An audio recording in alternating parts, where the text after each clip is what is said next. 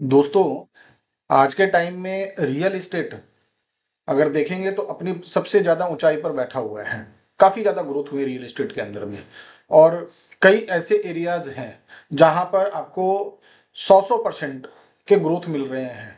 वैसे तो 2010 से लेकर अभी तक के बीच में तकरीबन 80 से 150% के बीच में ग्रोथ मिला है और ज़्यादातर ग्रोथ अगर आप देखेंगे तो दिल्ली एनसीआर पूरे इंडिया में सबसे ज़्यादा ग्रोथ पर बैठा हुआ है। दिल्ली एनसीआर का एरिया, जिसमें कि नोएडा और गुरुग्राम ये सर्वोपरि है।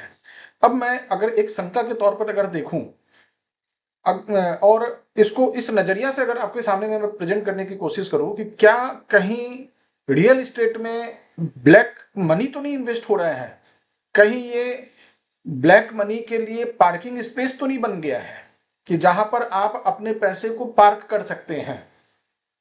इसका अगर आप देखें, अगर आंकड़ा के तौर पर अगर हम देखते हैं तो रियल एस्टेट में नोएडा और गुरुग्राम के बीच में ही अगर आप देखें, इन एरियाज में एंड यूजर प्रॉपर्टी नहीं खरीद रहे हैं। प्रॉपर्टी कौन खरीद रहा है? इन्वेस्टर, स्पेकुलेटिव इन्वेस्टर, यानी कि जिनको एक अनुमान है कि इस एरियाज में फ्लैट के दाम बढ़ेंगे। स्पेकुलेटिव, ज्यादातर इन्वेस्टर लगा रहे हैं प्रॉपर्टी में पैसा, लेकिन जो एंड यूजर जिनको यूज करना है उनकी तादाद बहुत ही कम है। अब अगर इन स्पेकुलेटिव यूजर्स की बात की जाए तो मार्केट वैल्यू और जो सर्कल रेट है इसके बीच में आपको आकाश और पाताल का अंतर मिलेगा। सर्कल रेट के हिसाब से रजिस्ट्री होता है और मार्केट रेट कुछ और होता है। रजिस्ट्री के अमाउंट में अगर आप देखेंगे तो रजिस्ट्री के हिसाब से आप तो सरकार के पास दिखा देंगे, हाँ जी मेरे पास तो इतने का पैसा है, लेकिन मार्केट प्राइस तो कुछ और है। मार्केट प्राइस और रजिस्ट्री के बीच का जो पैसा है वो कैसे जाता है? कहीं ऐसा तो नहीं है कि उसका मोड ऑफ ट्रांजेक्शन उसके कैश है? ज्यादातर मामले में तो होता ही है।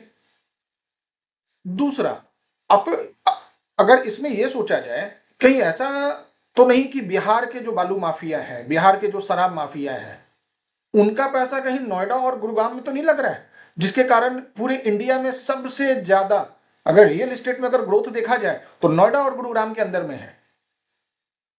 तो ये एक शंका है, एक ये शक है, अभी आंकड़े उस हिसाब से नहीं है, लेकिन आंकड़ों को साबित करने के लिए, शंका को साबित करने के लिए एंड यूजर के द्वारा प्रॉपर्टी का ना खरीदना, स्पेकुलेटिव इन्वेस्टर्स के द्वारा प्रॉपर्टी का खरीदना, सर्कल रेट और मार्केट वैल्यू के बीच में, मार्केट रेट के बीच में आकाश और पाताल का अंतर का होना।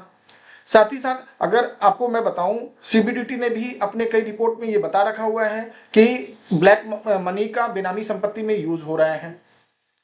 कई लोग बोलेंगे कि भाई रजिस्ट्री तो हो रहा है, तो रजिस्ट्री लेकिन सर्कल रेट पे हो रहे हैं, ऊपर के मार्केट और सर्कल और मार्केट के बीच के अमाउंट तो कैश होते हैं। भाई रेरा आ गया, रेरा कहीं भी ट्रांजेक्शन को फॉलो नहीं करता।